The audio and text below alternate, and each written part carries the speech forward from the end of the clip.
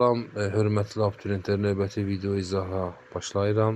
Deməli, xəritədə rəqəmlə verilən şəhərlər 13-cü əsr tarixinə aid ümumi cəhəti müəyyən edin. Biz diqqət etməliyik ki, əvvəl bu şəhərlər vəsaitdə öyrənməliyik ki, hansı ərazilərdir. Deməli, xəritədə vəsaitə diqqət etsək, bu iki ərazisi deməli Gəncəyə düşür. Deməli, 1 Təbriz, 3 də Mağaradır. Deməli, 13-cü əsrin əsrə aid olan oxşar hadisə bizdən tələb olunur. Testin variantlarına diqqət eləsək, sazlərin paytaxtı olmuşdur. Xeyr, yəni sazlərin paytaxtı burada tutaq ki, Marağa olmuşdur. Amma bu Gəncə ilə Təbriz oxşar hadisə deyil. Monqolların birinci yürüş dövründə Təbriz Gəncə xərac verilmişdir, azad olunmuşdur.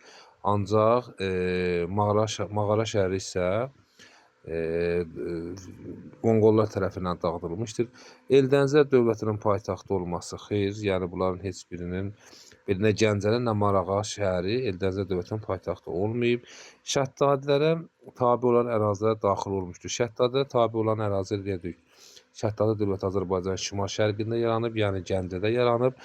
Bunlar isə Təbrizlə Marağa isə cənuba aiddir. Burada cavab E variantıdır. Cəlaləddin qoşunlarının yürüşünə məruz qalınması. Bəli, 3 yürüşdə 1225-ci illərə təsadüf edir. Bu yürüş dövründə bu 3 şəhərin üçü də, yəni həm Gəncə, həm Təbriz, həm Marağa şəhəri Cəlaləddinin yürüşlərinə məruz qalmışdır.